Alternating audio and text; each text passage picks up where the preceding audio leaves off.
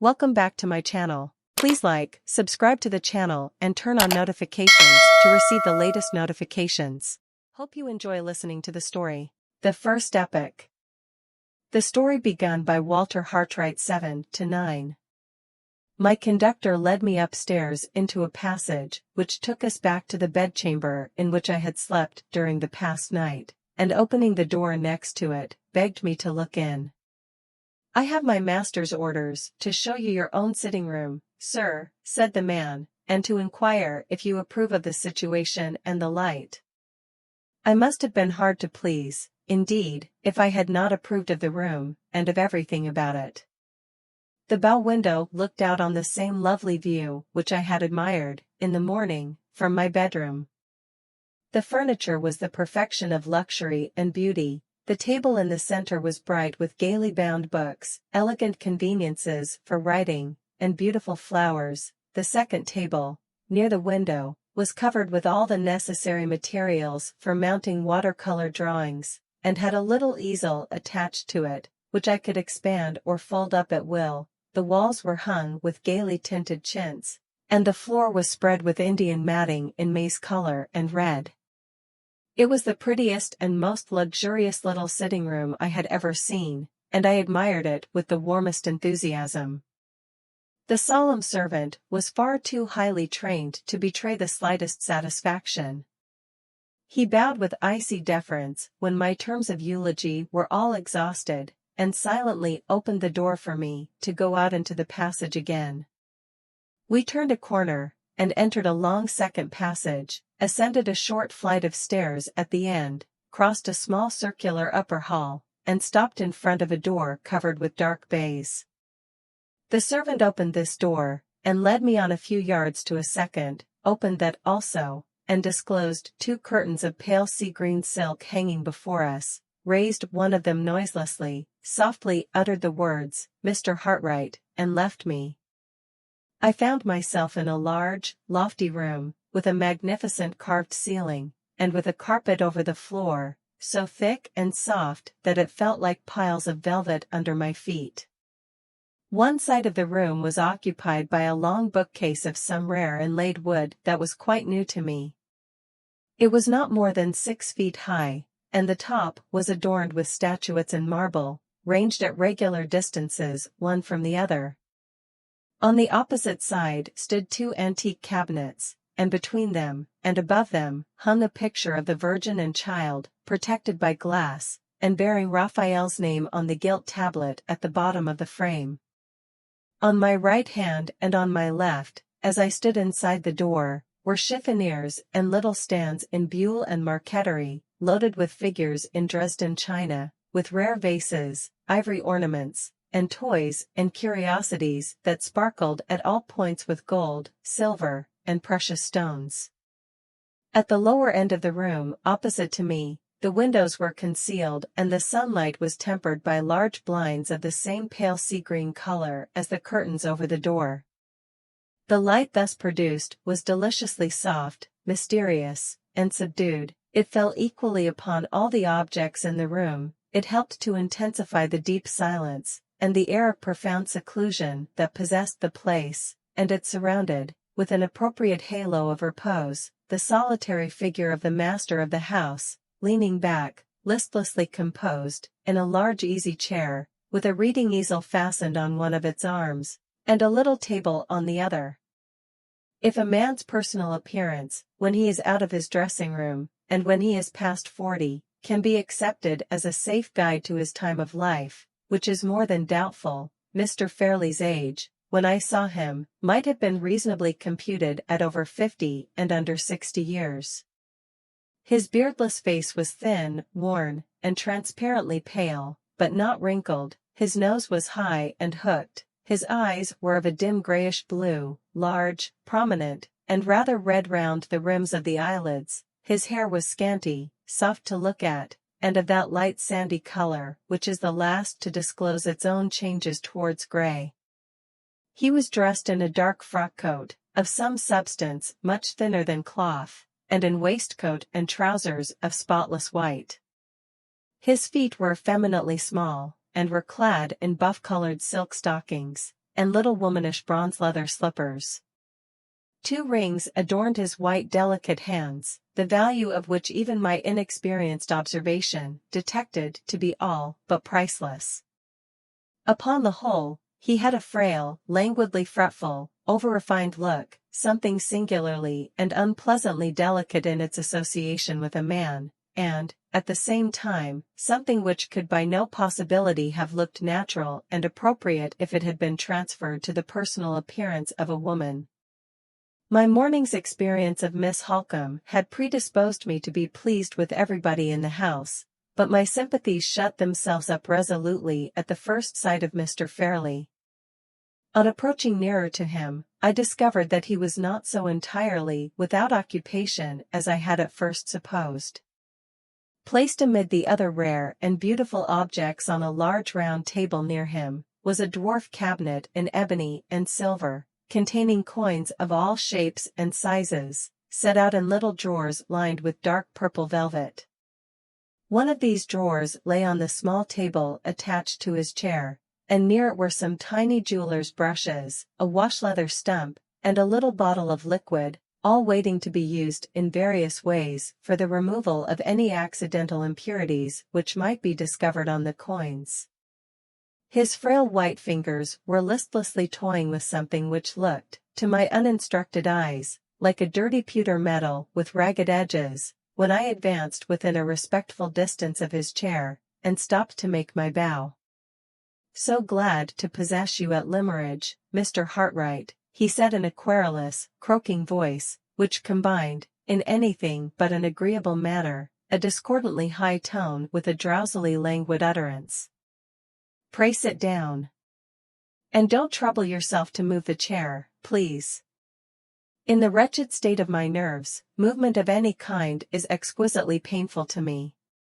Have you seen your studio? Will it do?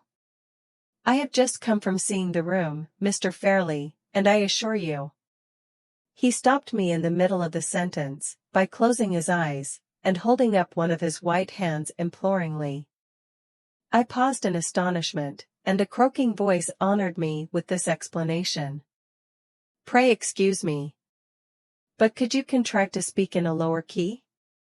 In the wretched state of my nerves, loud sound of any kind is indescribable torture to me. You will pardon an invalid? I only say to you what the lamentable state of my health obliges me to say to everybody." "Yes. And you really like the room?"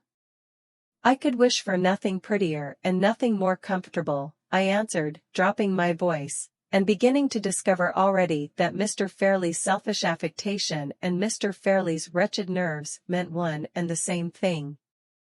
"So glad. You will find your position here, Mr. Hartright, properly recognized. There is none of the horrid English barbarity of feeling about the social position of an artist in this house. So much of my early life has been passed abroad, that I have quite cast my insular skin in that respect. I wish I could say the same of the gentry, detestable word, but I suppose I must use it, of the gentry in the neighborhood. They are sad Goths in art, Mr. Hartright. People, I do assure you, who would have opened their eyes in astonishment, if they had seen Charles V pick up Titian's brush for him. Do you mind putting this tray of coins back in the cabinet, and giving me the next one to it?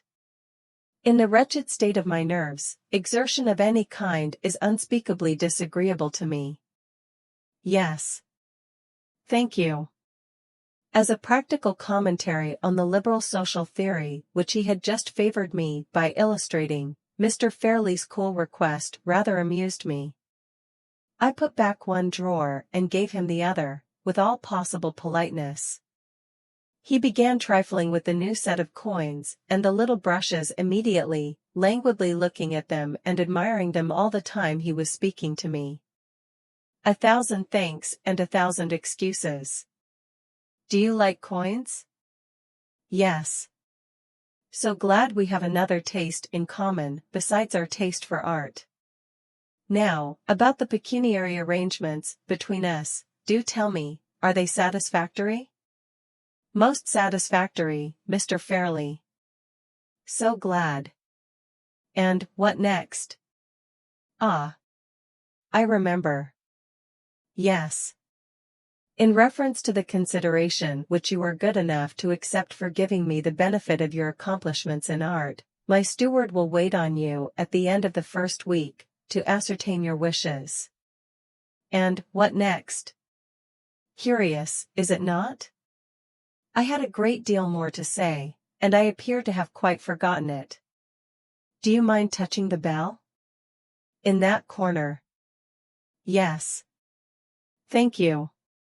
I rang, and a new servant noiselessly made his appearance, a foreigner, with a set smile and perfectly brushed hair, a valet every inch of him. Louis, said Mr. Fairley, dreamily dusting the tips of his fingers with one of the tiny brushes for the coins, I made some entries in my tablet-tez this morning. Find my tablet-tez. 1,000 pardons, Mr. Hartright, I'm afraid I bore you. As he wearily closed his eyes again, before I could answer, and as he did most assuredly bore me, I sat silent, and looked up at the Madonna and Child by Raphael. In the meantime, the valet left the room, and returned shortly with a little ivory book. Mr. Fairley, after first relieving himself by a gentle sigh, let the book drop open with one hand, and held up the tiny brush with the other, as a sign to the servant to wait for further orders. Yes. Just so, said Mr. Fairley, consulting the tablet-tez. Louis, take down that portfolio. He pointed, as he spoke, to several portfolios placed near the window, on mahogany stands. No. Not the one with the green back, that contains my Rembrandt etchings, Mr. Hartright.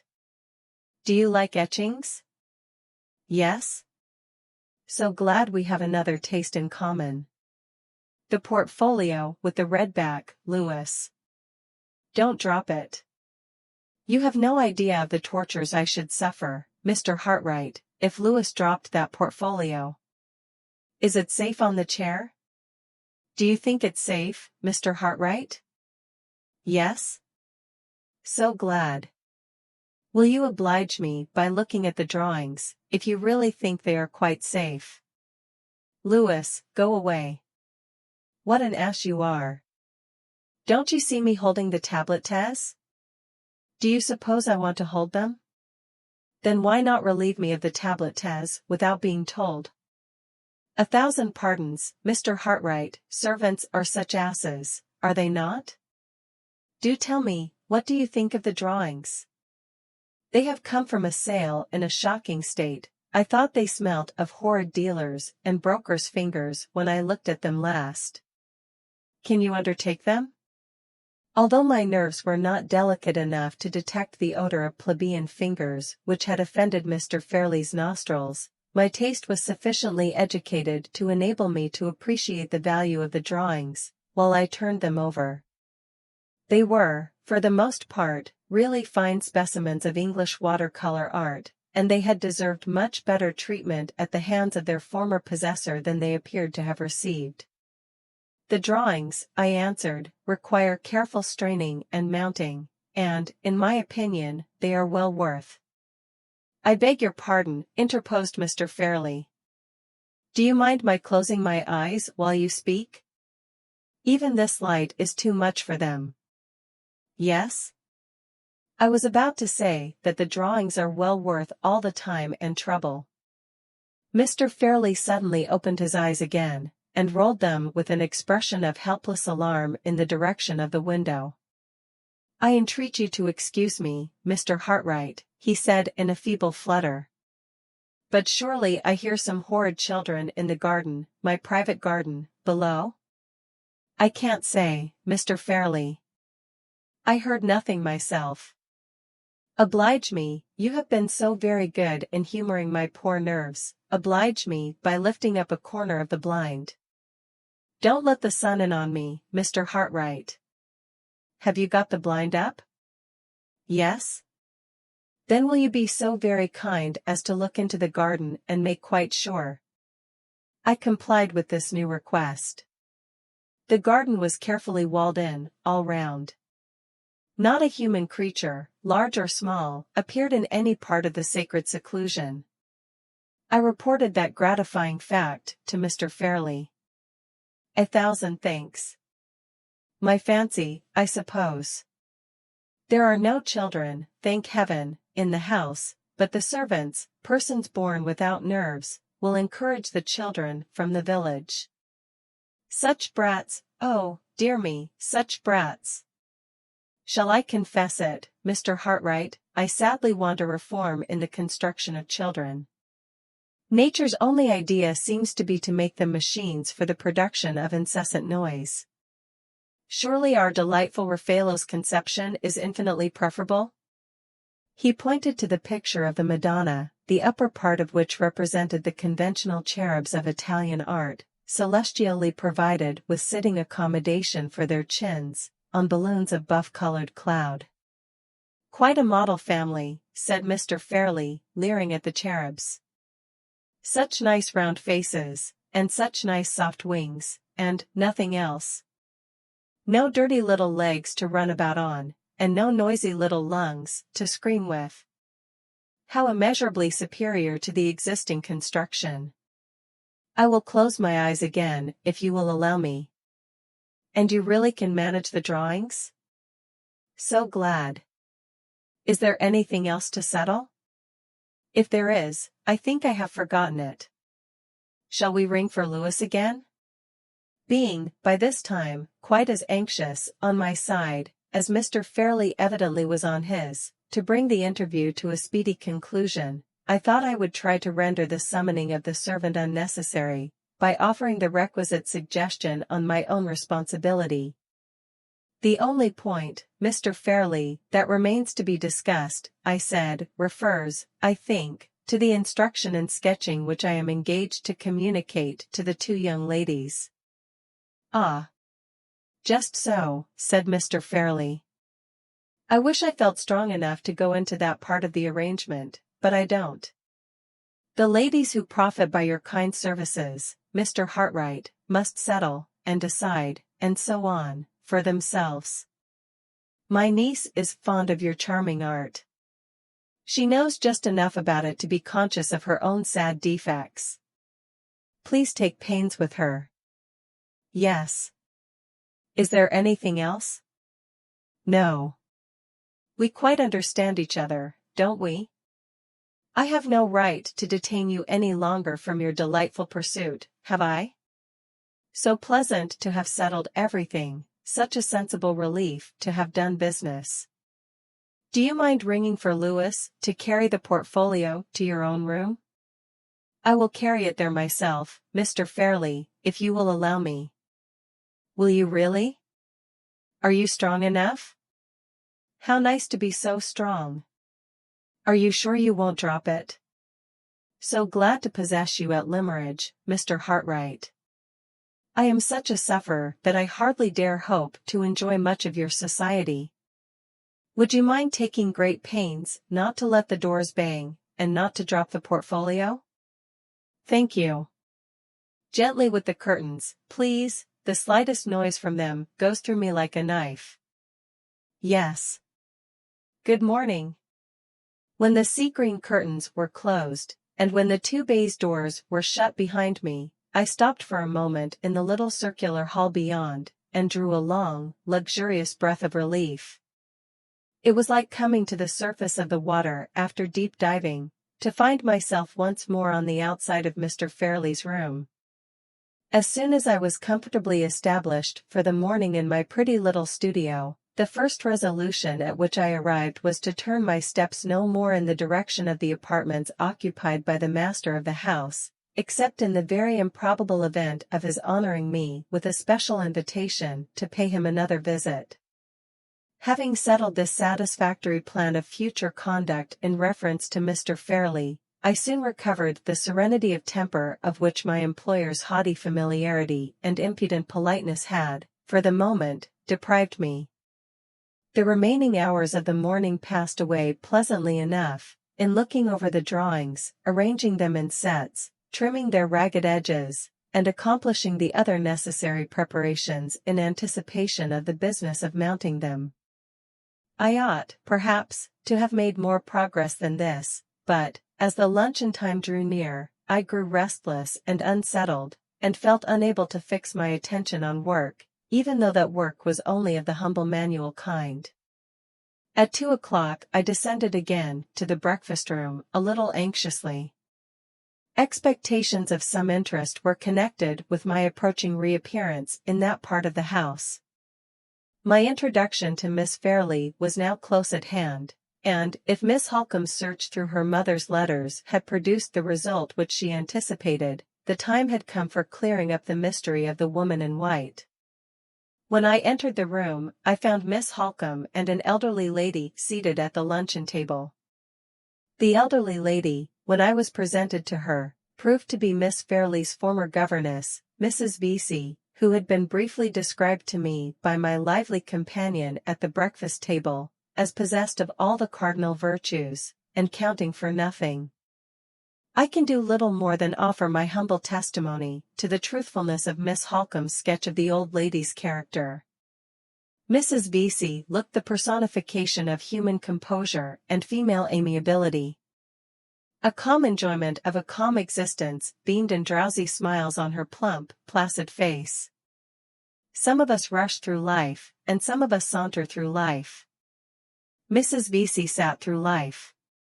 Sat in the house, early and late, sat in the garden, sat in unexpected window seats in passages, sat on a camp stool when her friends tried to take her out walking, sat before she looked at anything, before she talked of anything, before she answered yes or no to the commonest question, always with the same serene smile on her lips, the same vacantly attentive turn of the head, the same snugly comfortable position of her hands and arms, under every possible change of domestic circumstances.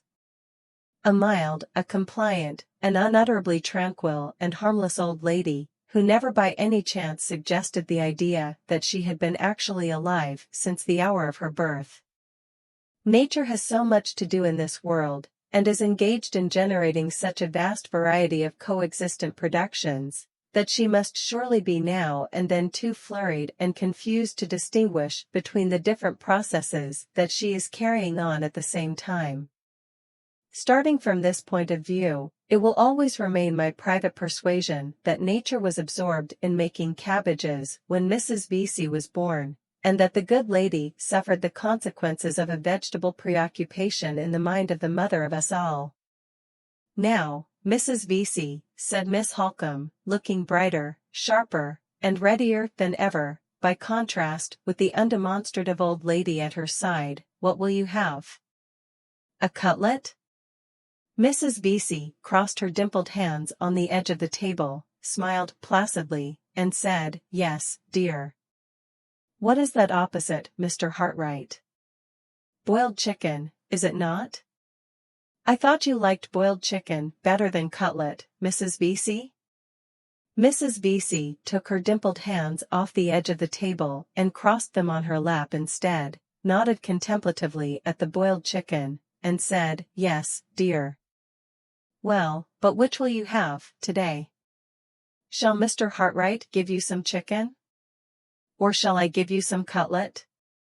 Mrs. VII put one of her dimpled hands back again on the edge of the table, hesitated drowsily, and said, which you please, dear. Mercy on me! It's a question for your taste, my good lady, not for mine. Suppose you have a little of both? And suppose you begin with the chicken, because Mr. Hartright looks devoured by anxiety to carve for you. Mrs. VII put the other dimpled hand back on the edge of the table, brightened dimly one moment, went out again the next, bowed obediently, and said, if you please, sir. Surely a mild, a compliant, an unutterably tranquil and harmless old lady. But enough, perhaps, for the present, of Mrs. VII. All this time, there were no signs of Miss Fairlie. We finished our luncheon, and still she never appeared. Miss Holcombe, whose quick eye nothing escaped, noticed the looks that I cast, from time to time, in the direction of the door. "I understand you, Mr. Hartright," she said. "You are wondering what has become of your other pupil.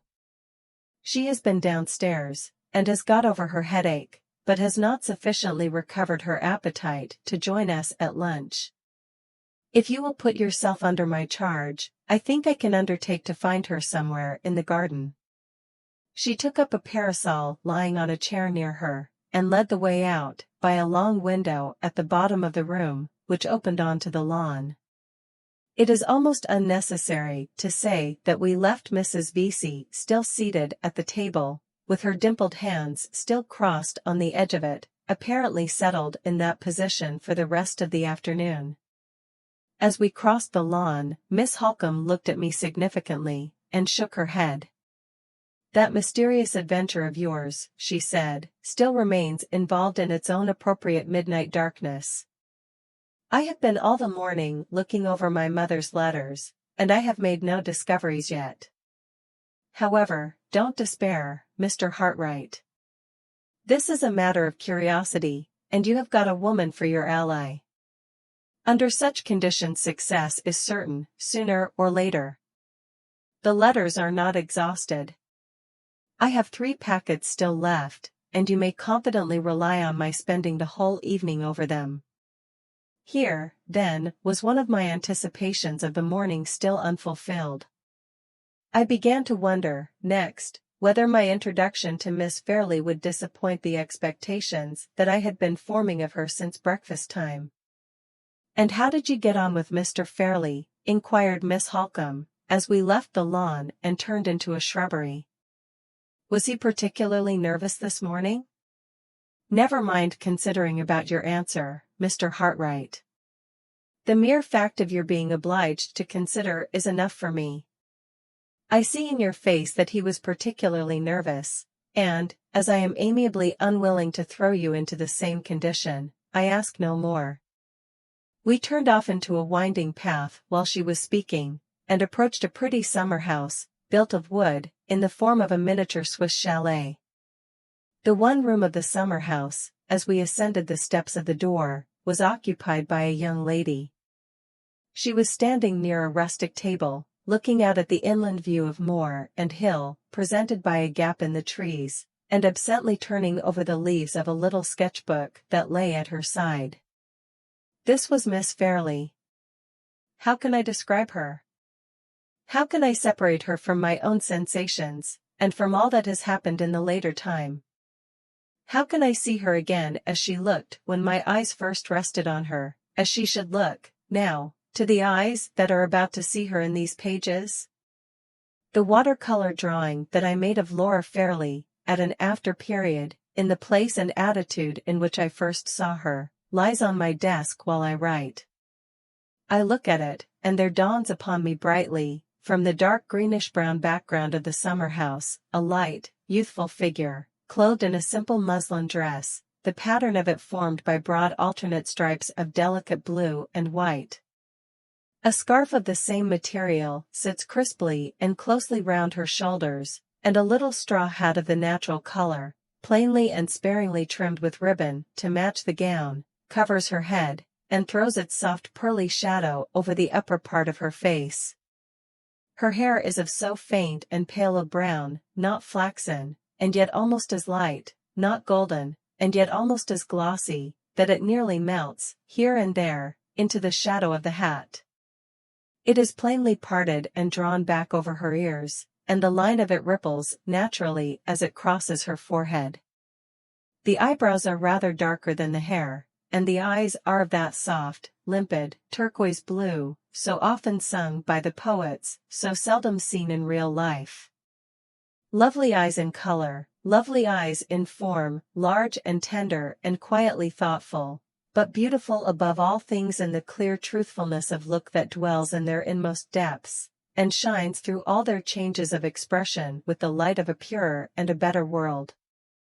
The charm, most gently and yet most distinctly expressed, which they shed over the whole face, so covers and transforms its little natural human blemishes elsewhere, that it is difficult to estimate the relative merits and defects of the other features.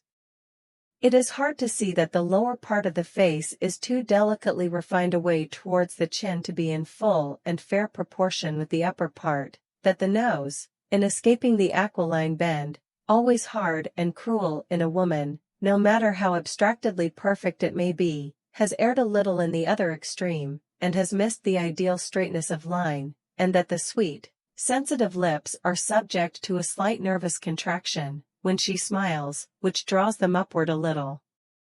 At one corner, towards the cheek. It might be possible to note these blemishes in another woman's face, but it is not easy to dwell on them in hers, so subtly are they connected with all that is individual and characteristic in her expression, and so closely does the expression depend for its full play and life, in every other feature, on the moving impulse of the eyes. Does my poor portrait of her, my fond, patient labor of long and happy days, show me these things? Ah, how few of them are in the dim mechanical drawing, and how many in the mind with which I regard it. A fair, delicate girl, in a pretty light dress, trifling with the leaves of a sketchbook, while she looks up from it with truthful, innocent blue eyes, that is all the drawing can say, all, perhaps, that even the deeper reach of thought and pen can say in their language either. The woman who first gives life, light, and form to our shadowy conceptions of beauty, fills a void in our spiritual nature that has remained unknown to us till she appeared. Sympathies that lie too deep for words, too deep almost for thoughts, are touched, at such times, by other charms than those which the senses feel and which the resources of expression can realize. The mystery which underlies the beauty of women is never raised above the reach of all expression until it has claimed kindred with the deeper mystery in our own souls. Then, and then only, has it passed beyond the narrow region on which light falls, in this world, from the pencil and the pen. Think of her as you thought of the first woman who quickened the pulses within you that the rest of her sex had no art to stir.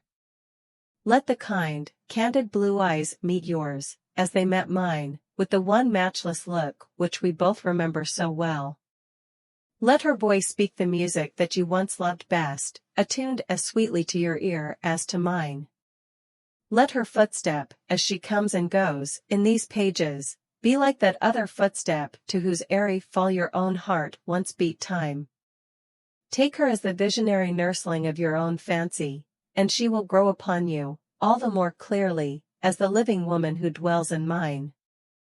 Among the sensations that crowded on me, when my eyes first looked upon her, familiar sensations which we all know, which spring to life in most of our hearts, die again in so many, and renew their bright existence in so few, there was one that troubled and perplexed me, one that seemed strangely inconsistent and unaccountably out of place in Miss Fairley's presence.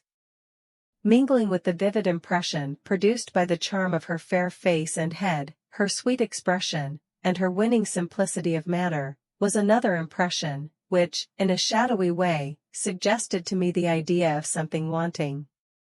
At one time it seemed like something wanting in her, at another, like something wanting in myself, which hindered me from understanding her as I ought. The impression was always strongest in the most contradictory manner, when she looked at me, or, in other words, when I was most conscious of the harmony and charm of her face, and yet, at the same time, most troubled by the sense of an incompleteness which it was impossible to discover. Something wanting, and where it was, and what it was, I could not say.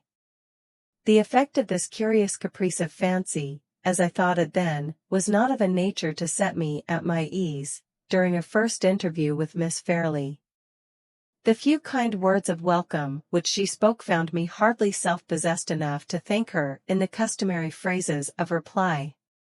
Observing my hesitation, and no doubt attributing it, naturally enough, to some momentary shyness on my part, Miss Holcombe took the business of talking, as easily and readily as usual, into her own hands. "Look there, Mr. Hartright," she said, pointing to the sketchbook on the table, and to the little delicate wandering hand that was still trifling with it. Surely you will acknowledge that your model pupil is found at last.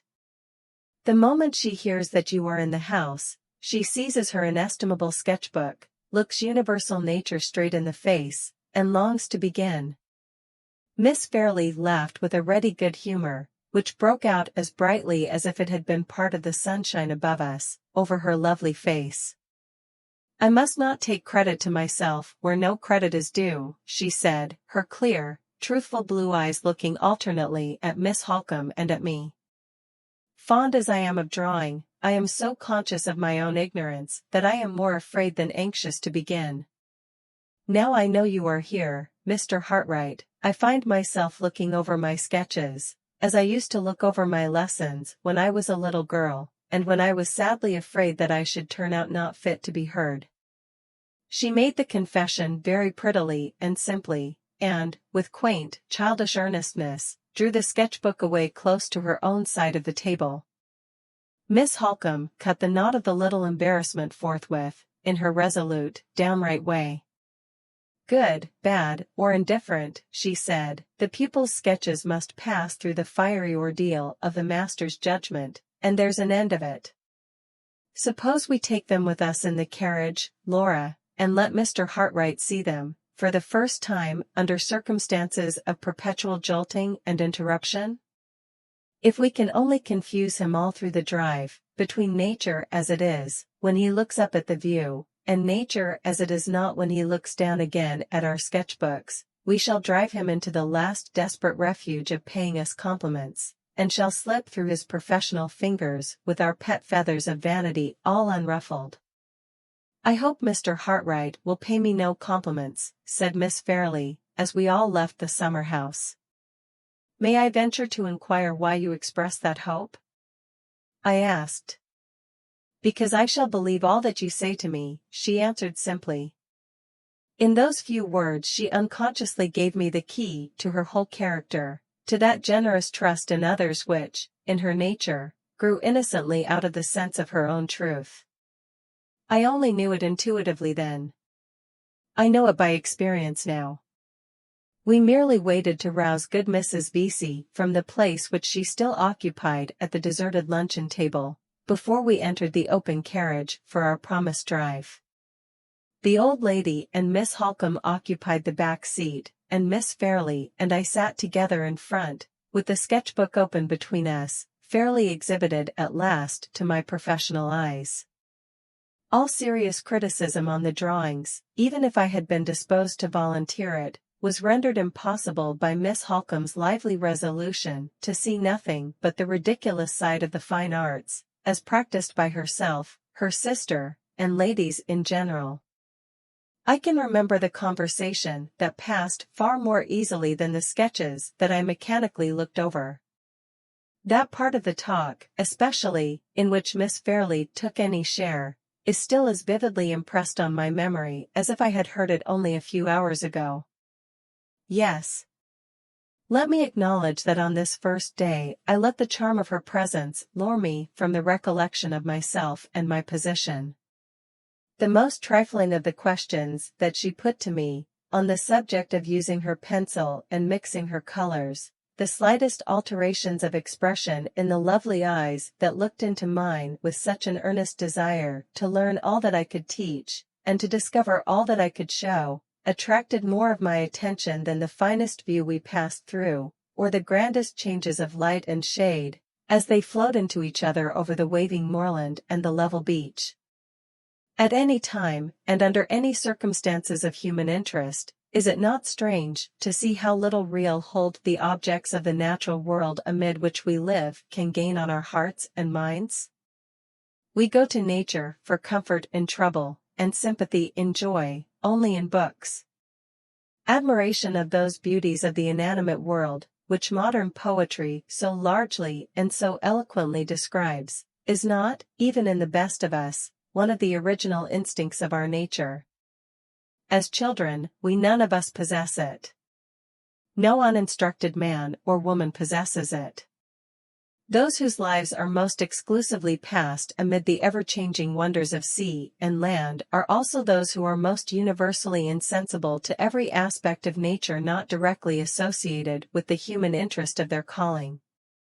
Our capacity of appreciating the beauties of the earth we live on is, in truth, one of the civilized accomplishments which we all learn as an art, and, more, that very capacity is rarely practiced by any of us except when our minds are most indolent and most unoccupied. How much share have the attractions of nature ever had in the pleasurable or painful interests and emotions of ourselves or our friends? What space do they ever occupy in the thousand little narratives of personal experience which pass every day by word of mouth from one of us to the other?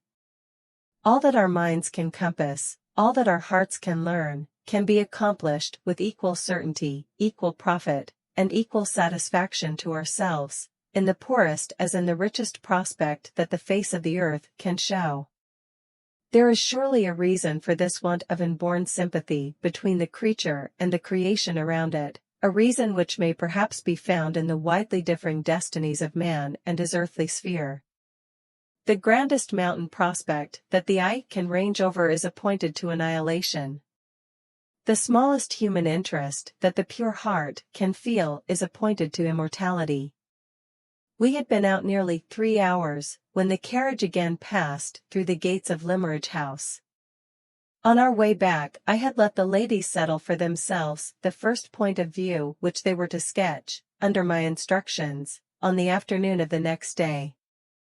When they withdrew to dress for dinner, and when I was alone again in my little sitting-room, my spirits seemed to leave me on a sudden. I felt ill at ease and dissatisfied with myself, I hardly knew why.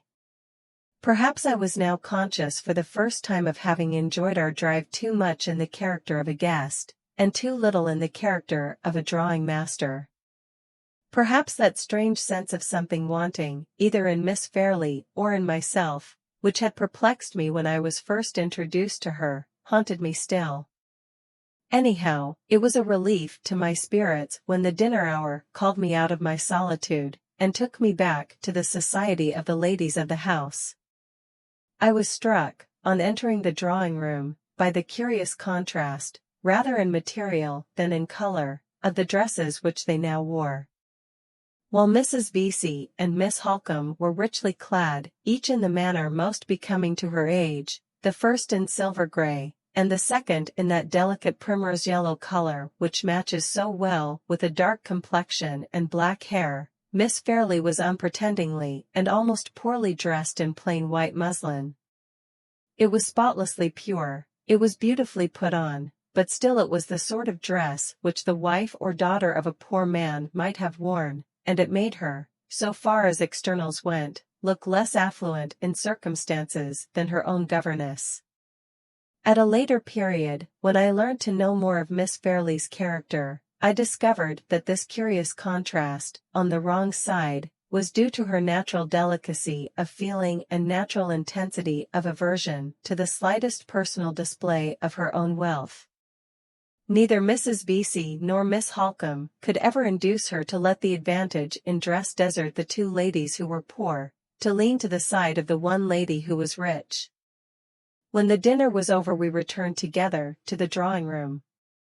Although Mr. Fairlie, emulating the magnificent condescension of the monarch who had picked up Titian's brush for him, had instructed his butler to consult my wishes in relation to the wine that I might prefer after dinner, I was resolute enough to resist the temptation of sitting in solitary grandeur among bottles of my own choosing, and sensible enough to ask the ladies' permission to leave the table with them habitually, on the civilized foreign plan, during the period of my residence at Limmeridge House. The drawing-room, to which we had now withdrawn for the rest of the evening, was on the ground floor, and was of the same shape and size as the breakfast-room. Large glass doors at the lower end opened on to a terrace, beautifully ornamented along its whole length with a profusion of flowers. The soft, hazy twilight was just shading leaf and blossom alike into harmony with its own sober hues as we entered the room, and the sweet evening scent of the flowers met us with its fragrant welcome through the open glass doors. Good Mrs. VII, always the first of the party to sit down, took possession of an armchair in a corner, and dozed off comfortably to sleep. At my request, Miss Fairley placed herself at the piano. As I followed her to a seat near the instrument, I saw Miss Holcombe retire into a recess of one of the side windows, to proceed with the search through her mother's letters by the last quiet rays of the evening light. How vividly that peaceful home picture of the drawing-room comes back to me while I write. From the place where I sat, I could see Miss Holcombe's graceful figure, half of it in soft light, half in mysterious shadow, bending intently over the letters in her lap, while, nearer to me, the fair profile of the player at the piano was just delicately defined against the faintly deepening background of the inner wall of the room. Outside, on the terrace, the clustering flowers and long grasses and creepers waved so gently in the light evening air that the sound of their rustling never reached us. The sky was without a cloud, and the dawning mystery of moonlight began to tremble already in the region of the eastern heaven. The sense of peace and seclusion soothed all thought and feeling into a rapt, unearthly repose, and the balmy quiet, that deepened ever with the deepening light, seemed to hover over us with a gentler influence still, when there stole upon it from the piano the heavenly tenderness of the music of Mozart. It was an evening of sights and sounds never to forget. We all sat silent in the places we had chosen, Mrs. VII still sleeping, Miss Fairley still playing, Miss Holcombe still reading, till the light failed us. By this time, the moon had stolen round to the terrace, and soft, mysterious rays of light were slanting already across the lower end of the room. The change from the twilight obscurity was so beautiful that we banished the lamps, by common consent, when the servant brought them in, and kept the large room unlighted, except by the glimmer of the 2 candles at the piano. For half an hour more, the music still went on. After that, the beauty of the moonlight view on the terrace tempted Miss Fairley out to look at it, and I followed her. When the candles at the piano had been lighted, Miss Holcombe had changed her place, so as to continue her examination of the letters by their assistance.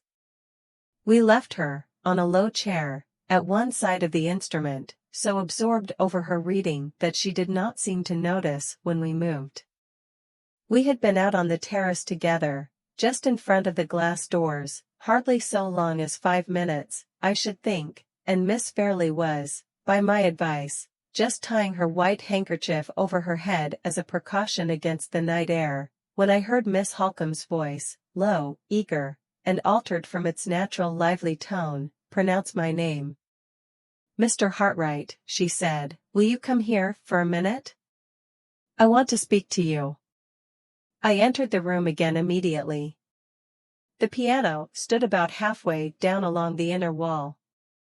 On the side of the instrument farthest from the terrace, Miss Holcombe was sitting with the letters scattered on her lap, and with one in her hand selected from them, and held close to the candle. On the side nearest to the terrace there stood a low ottoman, on which I took my place. In this position I was not far from the glass doors, and I could see Miss Fairley plainly, as she passed and repassed the opening on to the terrace, walking slowly from end to end of it in the full radiance of the moon. "I want you to listen while I read the concluding passages in this letter," said Miss Holcombe. "Tell me if you think they throw any light upon your strange adventure on the road to London. The letter is addressed by my mother to her second husband, Mr. Fairley, and the date refers to a period of between 11 and 12 years since. At that time Mr. and Mrs. Fairley, and my half-sister Laura, had been living for years in this house, and I was away from them completing my education at a school in Paris." She looked and spoke earnestly, and, as I thought, a little uneasily as well. At the moment when she raised the letter to the candle before beginning to read it, Miss Fairley passed us on the terrace, looked in for a moment, and seeing that we were engaged, slowly walked on. Miss Holcombe began to read as follows. You will be tired, my dear Philip, of hearing perpetually about my schools and my scholars. Lay the blame, pray, on the dull uniformity of life at Limeridge, and not on me. Besides, this time I have something really interesting to tell you about a new scholar. You know old Mrs. Kemp at the village shop? Well, after years of ailing, the doctor has at last given her up, and she is dying slowly day by day. Her only living relation, a sister, arrived last week to take care of her. This sister comes all the way from Hampshire. Her name is Mrs. Catherick. 4 days ago Mrs. Catherick came here to see me, and brought her only child with her, a sweet little girl about a year older than our darling Laura. As the last sentence fell from the reader's lips, Miss Fairley passed us on the terrace once more. She was softly singing to herself one of the melodies which she had been playing earlier in the evening. Miss Holcombe waited till she had passed out of sight again, and then went on with the letter. Mrs. Catherick is a decent, well-behaved, respectable woman, middle-aged, and with the remains of having been moderately, only moderately, nice-looking. There is something in her manner and in her appearance, however, which I can't make out. She is reserved about herself to the point of downright secrecy, and there is a look in her face, I can't describe it, which suggests to me that she has something on her mind. She is altogether what you would call a walking mystery. Her errand at Limeridge House, however, was simple enough. When she left Hampshire to nurse her sister, Mrs. Kemp, through her last illness, she had been obliged to bring her daughter with her, through having no one at home to take care of the little girl. Mrs. Kemp may die in a week's time, or may linger on for months, and Mrs. Catherick's object was to ask me to let her daughter, Anne, have the benefit of attending my school, subject to the condition of her being removed from it to go home again with her mother, after Mrs. Kemp's death. I consented at once, and when Laura and I went out for our walk, we took the little girl, who is just 11 years old, to the school that very day. Once more Miss Fairley's figure, bright and soft in its snowy muslin dress, her face prettily framed by the white folds of the handkerchief which she had tied under her chin, passed by us in the moonlight. Once more Miss Holcombe waited till she was out of sight, and then went on. I have taken a violent fancy, Philip, to my new scholar, for a reason which I mean to keep till the last for the sake of surprising you. Her mother having told me as little about the child as she told me of herself, I was left to discover, which I did on the first day when we tried her at lessons, that the poor little thing's intellect is not developed as it ought to be at her age. Seeing this, I had her up to the house the next day, and privately arranged with the doctor to come and watch her and question her, and tell me what he thought. His opinion is that she will grow out of it. But he says her careful bringing up at school is a matter of great importance just now, because her unusual slowness in acquiring ideas implies an unusual tenacity in keeping them, when they are once received into her mind. Now, my love, you must not imagine, in your offhand way, that I have been attaching myself to an idiot. This poor little Anne Catherick is a sweet, affectionate, grateful girl, and says the quaintest, prettiest things, as you shall judge by an instance, in the most oddly sudden, surprised, half-frightened way. Although she is dressed very neatly, her clothes show a sad want of taste in color and pattern. So I arranged, yesterday, that some of our darling Laura's old white frocks and white hats should be altered for Anne Catherick, explaining to her that little girls of her complexion looked neater and better all in white than in anything else. She hesitated and seemed puzzled for a minute, then flushed up, and appeared to understand. Her little hand clasped mine suddenly. She kissed it, Philip, and said, oh, so earnestly, I will always wear white as long as I live. It will help me to remember you, ma'am, and to think that I am pleasing you still, when I go away and see you no more. This is only one specimen of the quaint things she says so prettily. Poor little soul! She shall have a stock of white frocks, made with good deep tucks, to let out for her as she grows. Miss Holcomb paused, and looked at me across the piano. Did the forlorn woman whom you met in the high road seem young? She asked. Young enough to be 2 or 23? Yes, Miss Holcomb, as young as that. And she was strangely dressed, from head to foot, all in white. All in white. While the answer was passing my lips, Miss Fairley glided into view on the terrace for the 3rd time. Instead of proceeding on her walk, she stopped, with her back turned towards us, and, leaning on the balustrade of the terrace, looked down into the garden beyond. My eyes fixed upon the white gleam of her muslin gown and headdress in the moonlight, and a sensation, for which I can find no name, a sensation that quickened my pulse, and raised a fluttering at my heart, began to steal over me. All in white. Miss Holcomb repeated. The most important sentences in the letter, Mr. Hartright, are those at the end, which I will read to you immediately. But I can't help dwelling a little upon the coincidence of the white costume of the woman you met, and the white frocks which produced that strange answer from my mother's little scholar. The doctor may have been wrong when he discovered the child's defects of intellect, and predicted that she would grow out of them. She may never have grown out of them, and the old grateful fancy about dressing in white, which was a serious feeling to the girl, may be a serious feeling to the woman still. I said a few words in answer, I hardly know what. All my attention was concentrated on the white gleam of Miss Fairley's muslin dress. Listen to the last sentences of the letter, said Miss Holcomb. I think they will surprise you. As she raised the letter to the light of the candle, Miss Fairley turned from the balustrade, looked doubtfully up and down the terrace, advanced a step towards the glass doors, and then stopped, facing us.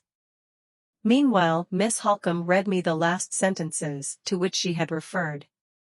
And now, my love, seeing that I am at the end of my paper, now, for the real reason, the surprising reason, for my fondness for little and Catherick.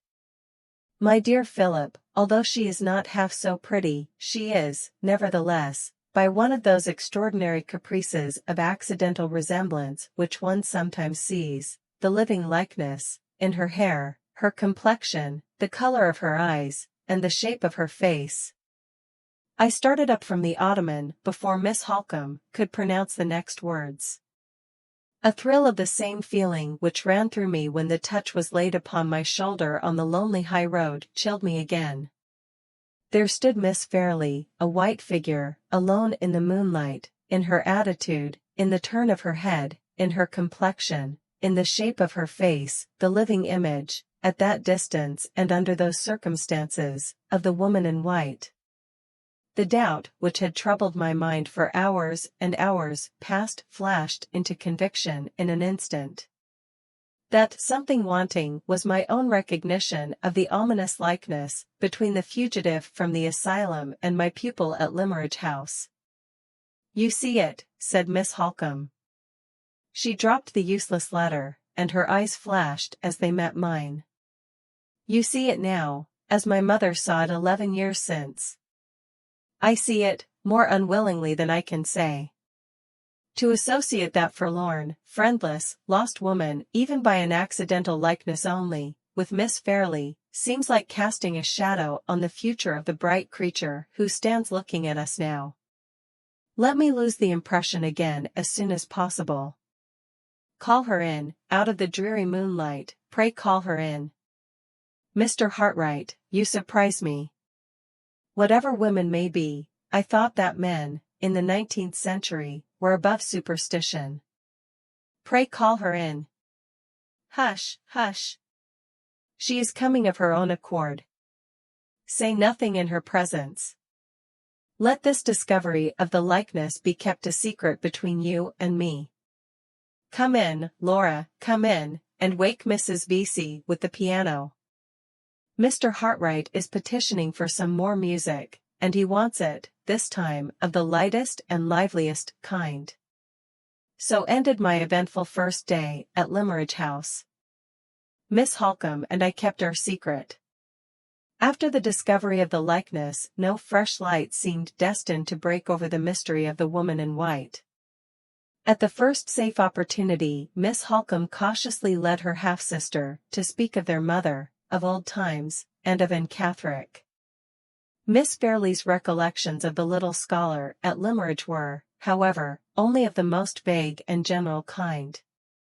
She remembered the likeness between herself and her mother's favorite pupil as something which had been supposed to exist in past times, but she did not refer to the gift of the white dresses, or to the singular form of words in which the child had artlessly expressed her gratitude for them. She remembered that Anne had remained at Limmeridge for a few months only, and had then left it to go back to her home in Hampshire, but she could not say whether the mother and daughter had ever returned, or had ever been heard of afterwards. No further search on Miss Holcombe's part, through the few letters of Mrs. Fairley's writing which she had left unread, assisted in clearing up the uncertainties still left to perplex us. We had identified the unhappy woman whom I had met in the night time with Anne Catherick. We had made some advance, at least, towards connecting the probably defective condition of the poor creature's intellect with the peculiarity of her being dressed all in white, and with the continuance, in her maturer years, of her childish gratitude towards Mrs. Fairley, and there, so far as we knew at that time, our discoveries had ended. The days passed on, the weeks passed on, and the track of the golden autumn wound its bright way visibly through the green summer of the trees. Peaceful, fast-flowing, happy time. My story glides by you now as swiftly as you once glided by me. Of all the treasures of enjoyment that you poured so freely into my heart, how much is left me that has purpose and value enough to be written on this page? Nothing but the saddest of all confessions that a man can make, the confession of his own folly. The secret which that confession discloses should be told with little effort, for it has indirectly escaped me already. The poor weak words, which have failed to describe Miss Fairley, have succeeded in betraying the sensations she awakened in me. It is so with us all. Our words are giants when they do us an injury, and dwarfs when they do us a service. I loved her. Ah! How will I know all the sadness and all the mockery that is contained in those 3 words? I can sigh over my mournful confession with the tenderest woman who reads it and pities me. I can laugh at it as bitterly as the hardest man who tosses it from him in contempt. I loved her. Feel for me, or despise me, I confess it with the same immovable resolution to own the truth. Was there no excuse for me? There was some excuse to be found, surely, in the conditions under which my term of hired service was passed at Limmeridge House. My morning hours succeeded each other calmly in the quiet and seclusion of my own room. I had just work enough to do, in mounting my employer's drawings, to keep my hands and eyes pleasurably employed, while my mind was left free to enjoy the dangerous luxury of its own unbridled thoughts. A perilous solitude, for it lasted long enough to enervate, not long enough to fortify me. A perilous solitude, for it was followed by afternoons and evenings spent, day after day and week after week alone in the society of 2 women, one of whom possessed all the accomplishments of grace, wit, and high breeding, the other all the charms of beauty, gentleness, and simple truth, that can purify and subdue the heart of man. Not a day passed, in that dangerous intimacy of teacher and pupil, in which my hand was not close to Miss Fairley's, my cheek, as we bent together over her sketchbook, almost touching hers. The more attentively she watched every movement of my brush, the more closely I was breathing the perfume of her hair, and the warm fragrance of her breath. It was part of my service to live in the very light of her eyes, at one time to be bending over her, so close to her bosom as to tremble at the thought of touching it, at another, to feel her bending over me, bending so close to see what I was about, that her voice sank low when she spoke to me, and her ribbons brushed my cheek in the wind before she could draw them back. The evenings, which followed the sketching excursions of the afternoon, varied, rather than checked, these innocent, these inevitable familiarities. My natural fondness for the music which she played with such tender feeling, such delicate womanly taste, and her natural enjoyment of giving me back, by the practice of her art, the pleasure which I had offered to her by the practice of mine, only wove another tie which drew us closer and closer to one another. The accidents of conversation, the simple habits which regulated even such a little thing as the position of our places at table, the play of Miss Holcomb's ever-ready raillery, always directed against my anxiety as teacher, while it sparkled over her enthusiasm as pupil, the harmless expression of poor Mrs. Vesey's drowsy approval, which connected Miss Fairley and me as two model young people who never disturbed her, every one of these trifles, and many more, combined to fold us together in the same domestic atmosphere, and to lead us both insensibly to the same hopeless end. I should have remembered my position, and have put myself secretly on my guard. I did so, but not till it was too late. All the discretion, all the experience, which had availed me with other women, and secured me against other temptations, failed me with her. It had been my profession, for years past, to be in this close contact with young girls of all ages, and of all orders of beauty. I had accepted the position as part of my calling in life. I had trained myself to leave all the sympathies natural to my age in my employer's outer hall, as coolly as I left my umbrella there before I went upstairs. I had long since learned to understand, composedly and as a matter of course, that my situation in life was considered a guarantee against any of my female pupils feeling more than the most ordinary interest in me, and that I was admitted among beautiful and captivating women much as a harmless domestic animal is admitted among them. This guardian experience I had gained early. This guardian experience had sternly and strictly guided me straight along my own poor narrow path, without once letting me stray aside, to the right hand or to the left. And now I and my trusty talisman were parted for the first time. Yes, my hardly earned self-control was as completely lost to me as if I had never possessed it, lost to me, as it is lost every day to other men, in other critical situations, where women are concerned. I know, now, that I should have questioned myself from the first. I should have asked why any room in the house was better than home to me when she entered it, and barren as a desert when she went out again, why I always noticed and remembered the little changes in her dress that I had noticed and remembered in no other woman's before, why I saw her, heard her, and touched her, when we shook hands at night and morning, as I had never seen, heard, and touched any other woman in my life. I should have looked into my own heart, and found this new growth springing up there, and plucked it out while it was young. Why was this easiest, simplest work of self-culture always too much for me? The explanation has been written already in the 3 words that were many enough, and plain enough, for my confession. I loved her.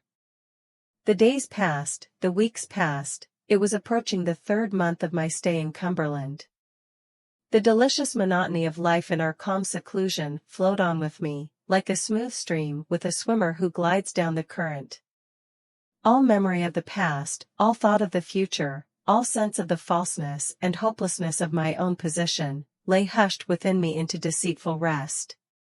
Lulled by the siren song that my own heart sung to me, with eyes shut to all sight, and ears closed to all sound of danger, I drifted nearer and nearer to the fatal rocks. The warning that aroused me at last, and startled me into sudden, self-accusing consciousness of my own weakness, was the plainest, the truest, the kindest of all warnings, for it came silently from her. We had parted one night as usual. No word had fallen from my lips, at that time or at any time before it, that could betray me, or startle her into sudden knowledge of the truth. But when we met again in the morning, a change had come over her, a change that told me all. I shrank then, I shrink still, from invading the innermost sanctuary of her heart, and laying it open to others, as I have laid open my own. Let it be enough to say that the time when she first surprised my secret was, I firmly believe, the time when she first surprised her own, and the time, also, when she changed towards me in the interval of one night. Her nature, too truthful to deceive others, was too noble to deceive itself. When the doubt that I had hushed to sleep first laid its weary weight on her heart, the true face owned all, and said, in its own frank, simple language, I am sorry for him, I am sorry for myself. It said this, and more, which I could not then interpret. I understood but too well the change in her manner, to greater kindness and quicker readiness in interpreting all my wishes, before others, to constraint and sadness, and nervous anxiety to absorb herself in the first occupation she could seize on, whenever we happened to be left together alone. I understood why the sweet sensitive lips smiled so rarely and so restrainedly now, and why the clear blue eyes looked at me, sometimes with the pity of an angel, sometimes with the innocent perplexity of a child. But the change meant more than this. There was a coldness in her hand, there was an unnatural immobility in her face, there was in all her movements the mute expression of constant fear and clinging self-reproach. The sensations that I could trace to herself and to me, the unacknowledged sensations that we were feeling in common, were not these. There were certain elements of the change in her that were still secretly drawing us together, and others that were, as secretly, beginning to drive us apart. In my doubt and perplexity, in my vague suspicion of something hidden which I was left to find by my own unaided efforts, I examined Miss Holcombe's looks and manner for enlightenment. Living in such intimacy as ours, no serious alteration could take place in any one of us which did not sympathetically affect the others. The change in Miss Fairley was reflected in her half-sister. Although not a word escaped Miss Holcombe which hinted at an altered state of feeling towards myself, her penetrating eyes had contracted a new habit of always watching me. Sometimes the look was like suppressed anger, sometimes like suppressed dread, sometimes like neither, like nothing, in short, which I could understand. A week elapsed, leaving us all three still in this position of secret constraint towards one another. My situation, aggravated by the sense of my own miserable weakness and forgetfulness of myself, now too late awakened in me, was becoming intolerable.